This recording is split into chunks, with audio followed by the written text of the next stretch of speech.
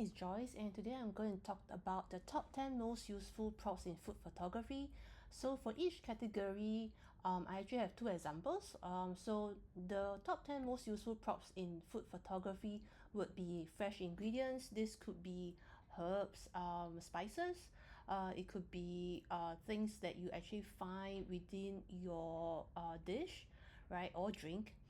So this will be number one, and then number two, we would have things what we call coasters, and then chopstick rest, then followed by acrylic blocks and makeup sponges, stands, right, to as like risers, right, for your images, as well as trays and boards. Then we follow up by number seven, which is napkins, placemats, plants and florals. This could be real or artificial. And then to round the list, we have cutlery. So I'll just be opening up these images that I have shot for clients as well as for myself over the past few years as examples, and also to give you a bit of like context of like why we actually use this fresh ingredients or cutlery or napkins or stands in these specific examples, in these images that I have done over the years. So number one, I've just decided to open up these images in Photoshop because we actually have this nice little this little round circle for my brush tool, which I can actually use it to show you, to sort of like direct your attention to why I've used these items. So just to start off with, number one, to me, fresh ingredients, whether it's garnishes or spices, as well as specific things that are used in dishes, I find them very useful to highlight specific qualities of the dish. So for this image, you can see it's actually a Chinese dish, and we have actually specifically used some cinnamon sticks and star anise as the spices, as well as this bottle of Chinese wine here, to indicate to the viewer that we have used these ingredients in this specific dish, right? And using fresh ingredients, I feel, is also very useful in certain contexts. For example, like in a lot of like baked goods, for example, like mooncakes, where you actually have no idea what ingredient is being used if you do not cut it up. And even if you cut it up, sometimes you couldn't quite tell what ingredients have been used in those dishes. So I find fresh ingredients would be very useful as a useful prop in your food image. So this is one. The other example I have is actually dish, again a Chinese dish, and these are actually the ingredients that were being used, right? We have like white rice, as well as a different type of rice, as well as this little paste, this is the cake that's actually used to make this Chinese, a very traditional Chinese dish, that gives you this like nice red color, right? And apparently I was told by a chef like some of these ingredients are probably known by the like more elderly folks in our country, people who have made this dish since they were much and they have already like become much older, so they sort of like can recognize these are the important ingredients, and therefore it is actually meaningful to them to have these ingredients in the frame as well. So some things to consider or think about as you are preparing your image during the planning stage would be to think like, are there any specific fresh ingredients that you think would be helpful to highlight the significance of that dish? And if so, do make sure to list it down and make sure to get sufficient quantities, whether it's by yourself if you're making the dish yourself, or whether the other restaurant or hotel or chef is going to make the dish. Do highlight to them to make sure that they have sufficient quantities of these fresh ingredients, right? So many times when we have went to like a restaurant to shoot, there have been instances, right, where the chefs have forgotten and they actually do not have such fresh ingredients or have insufficient fresh ingredients for the shoot, and we had to stop the shoot, and then they had to send someone out to purchase those fresh ingredients. So just to make sure that your shoot is a smooth one without such disruptions, it's best to always have a list being passed on to the chefs so that they have very clear idea of what to order for your shoot. So that's number one, right? Fresh ingredients, and I'll just turn this off. And then next on my list would be coasters, right? You think that coasters are actually a very strange item as a useful prop in food photography, right? But actually coasters, and in this case you can see I've used a very simple like cloth, I think cotton coasters. And coasters are useful to just add a little bit of visual weight to the subject. This image is actually a very simple one. There's not much going on in the scene except for just these two coasters as a very simple styling as a little prop. But if you consider this dish and you start to add on like other dishes or ingredients in the frame, you will soon notice that the visual weight may have shifted from this dish to maybe your other elements in the frame. So therefore it's important to think of your subject, your hero, and how to add like in terms of layers, right? Which is what I've done with these coasters as layers to add just the visual weight so that your viewers attention remains fixed on your hero. So coasters are useful for that. Let me just turn this off, and then where's the other example of that? Coasters, right?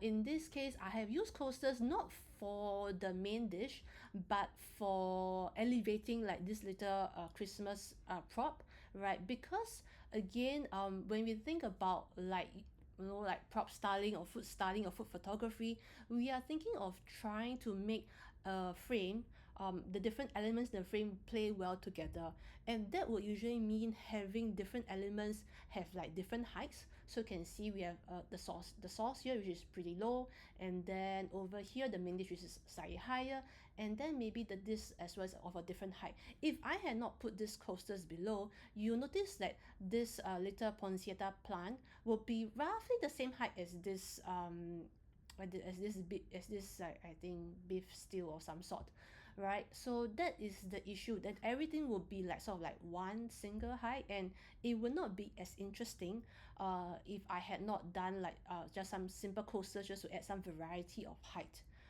to this frame, right? So that's where coasters could be extremely helpful and useful as a prop in food photography, right? And then next we have number 3 on the list is chopsticks rest.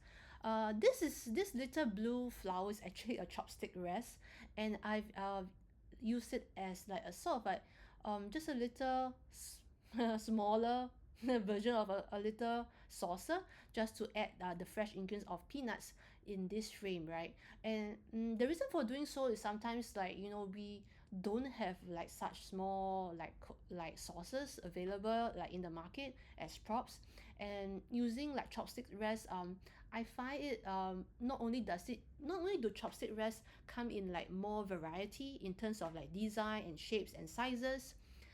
Usually they're much more than sauces, the normal sauces, right, that we can find in the market. But the variety and the design and patterns are usually much more interesting than normal sauces. You've got to admit that.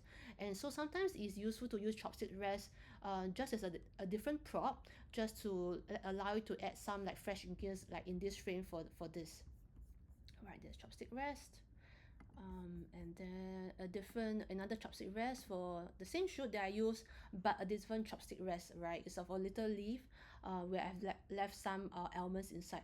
And as you are watching this, you may also be wondering why there's so much negative space in this frame, right? Like there's over so much negative space over here, and the reason for doing so sometimes is because like like for such shoot, sometimes like clients actually have a request where they want to actually shoot this image like in a landscape orientation, where they have like a basically a lot of negative space to put text if they wish to.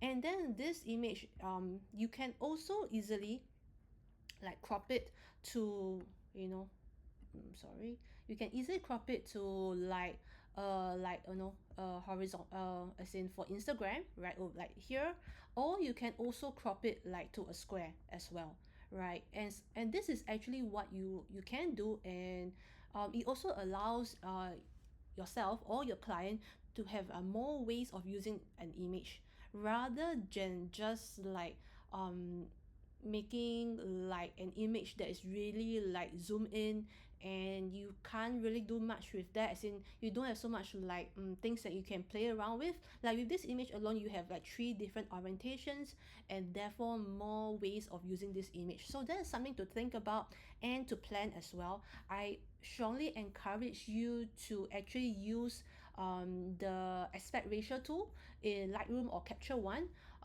you know, just to, as you are shooting, just to try out like if you are going to crop this image in like, you know, 4:3 or 3:4 or 4:5 or in square, how will it look like, and then make appropriate adjustments to the props to ensure that whichever way you crop it, you will have the props in the exact way that you want it to be.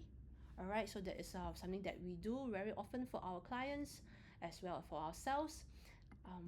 Next we will go to number 4, which is actually acrylic blocks and makeup sponges. Okay, this may seem strange as like a very useful prop in food photography, but very often for our clients, we find our clients asking us to prop up food in a way that obviously will not be prop up in that way if you just stack it on top of each other, right? So like in this case, like this little biscuit, normally naturally it will not be like in this like nice 45-degree angle if you actually just like stack it on top of each other, right? So what we did was we actually we actually cut out a little small makeup wedge, and with some blue tack we actually stick it behind to prop it up so that it's actually nicely angled, and you can see that because of that it's actually nicely lit as well, right? So it catches the light a bit much better, right? So besides acrylic blocks, we use makeup wedges as well, because sometimes like this item is really small, so the acrylic blocks that we have are like probably almost the same size as this, and we don't want that, you know, you Photoshop it up. So we decided to use a makeup sponge, cut it up, and then some blue tack, and then that did the deed. So that's where acrylic blocks and makeup wedges are acrylic blocks and makeup sponges, sorry, are very useful in your kits. And the next one, same for this. In this dish, we use a acrylic block. You can't really see it in this because you Photoshop it up. But what we did was we actually placed it right behind these two crayfish, right, just to prop it up a little bit, because naturally it would actually be a little bit like slightly like lower and more like sunken in, but the client wanted to make sure that it really pops out, so we just added a little acrylic block behind just to give it a little bit of a lift for this shot. So that's what we did for this. And then we are moving on to number 5. Number 5 will be stands, right? And this is a group shot of a dish, right? And stands will be things like this little wooden crate, like wooden stands like this, as well as like you can see this little sleigh as well. And the reason why stands are useful is because again we want to create, and then I use some coasters behind here as well, as you can see, is to create like the different height variation in the image, right? You can see that in this image we have like things of varying heights, right? We have things like directly on the tabletop, we have things slightly higher, a bit elevated, and all of them because of the variance in heights makes it a much more interesting image rather than having everything on the same height, right? And typically we would actually elevate the main hero, which is this one, as the highest generally, and then have the other supporting dishes slightly lower, right? That's why, and this is something that no, if you don't use any like stands or risers like this, right, or wooden boards or whatever, or coasters, you'll find that even placing them at different distances from the camera, it wouldn't do that much, right, in terms of changing the height, right? So that's something to think about as well. The other example of stands that we have would be this one, right? Again, this is we just use a very simple wooden stand just to elevate our mooncakes over here. And then so you can also see that once we put a stand on something, it really shows that this is like the highlight, the hero of the image, and it's something that we want you to pay attention to, right? That's that. Let me just turn this off. And then following next, we have number 6, trays and boards. Over here, yeah, and trays and boards. Again, I find it a very useful prop to have in food photography. Mainly, again, it makes sense in some cases, right? Because typically, if know how we actually serve like food, right, is usually in on a tray or on a board, right, especially when you have multiple items. And in this image, you can see like we have cleverly used these trays because like all these elements actually belong to this drink, for example, right? So we have that the tea leaves, the tea bag, and the tea itself. And then for this um latte, I believe we actually have the little spoon here as well. So this actually makes sense, and it also draws attention because we have it like both like quite similar, and then we have other elements in the frame as well. So I think it gives a nice little something a bit more interesting, and also again gives us variety in terms of height. You can see we are building on the height with different heights of in this image, right? So it actually makes it a little bit more interesting. And of course we did use distance as well, right, just to play it off a little bit more. But without the trays, if everything's just flat on the tabletop, it wouldn't have made so much of a difference as compared to having them being served on a tray, right? And then we have napkins, right? I find napkins something very useful, especially when it comes to food photography, and it's something that I bring along for like every shoot, whether it's personal or whether I'm shooting for a client. It's because sometimes I like to use napkins just to give it a little bit of a softer touch, right? Also because sometimes it provides us with this way to use like lines and curves to sort of like direct our attention to where the food is. And you can see in here we are using the curvature of the napkin to direct our eyes to the dish, and that's where napkins can be very useful. And then the other napkin example, oh yeah, over here, it's over here. And in this example of napkins, what I've done is to just again add in the visual weight. That's why I've used this napkin across and underneath the plate, rather than like beside it as well, right? Again, a simple way to add visual weight, and also to just again like direct our eyes from here to here, or rather here to here as well, the same. Then we have placemats. Placemats again is something that I sort of like to add to an image if it is suitable for the frame, just to give it a little bit more of an emphasis, like this is the main image, and this is the main hero, sorry. And in this image, I think the reason why I've done it is because you can see that behind I've used some batik cloth, and have also put in some fresh ingredients behind. And you know, if you think about like the color of like if you think about the color of the dish, as compared to the vibrancy of the batik, you would think that your attention actually goes to like the fresh ingredients, the batik behind. But because I have added elements of this small placemat as well as some cutlery over here, you notice that your eye doesn't like directly go to like where this item is, right? And the reason why you use this item is because laksa is actually sort of like a Peranakan like Nonya dish, and that's why we've decided to use like red and as well the fresh ingredients to highlight the heritage of this dish, right? And I think the reason why you use this particular DIY placemat, I must say, is because the overall look was meant to be more like modern Asian, right? And like cream neutral colors are actually like preferred by the client, and that's why we have come up with like this look for this image. Placemats again, and in placemats, for this image, this is the placemat that I'm talking about. This silver placemat that you have used as the base for this carousel. And you will notice that among all, this is a group shot, and among like these various items, right, in this group shot, the two key items that the client wanted to highlight was actually the carousel over here as well as a Christmas tree. And you can see in this image clearly the Christmas tree already has the light being directed to it, right? So the other way we could use to highlight the carousel was to use this silver placemat, and then place the little balls, chocolate balls around it, so that it gives a little bit more how to say, a little bit more emphasis, a little bit more visual weight, and mainly also because of the color, like silver and white, it sort of does really like catches your attention. And again, because these two are like the main like heroes of this image, we have made sure to place the carousel just slightly in front of the Christmas tree. Right, again, a useful way, useful prop, I would say, right, placemats, if used correctly in the image, would really help to draw attention to your heroes, which is in our case is this two.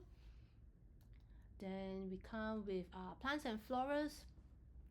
Again, we have decided to use very simple hydrangea flowers in this, because again the client wanted a very soft look, sort of a bit more feminine, a bit more pretty look to the image. And you know, in terms of the color palette, we didn't want a very like strong colored florals to like sort of like overwhelm the desserts in this image, because if you notice, the desserts in this image are pretty light colored, like they're like more like a beige color. This is dark brown and this is pink. So if we had used that very like strongly colored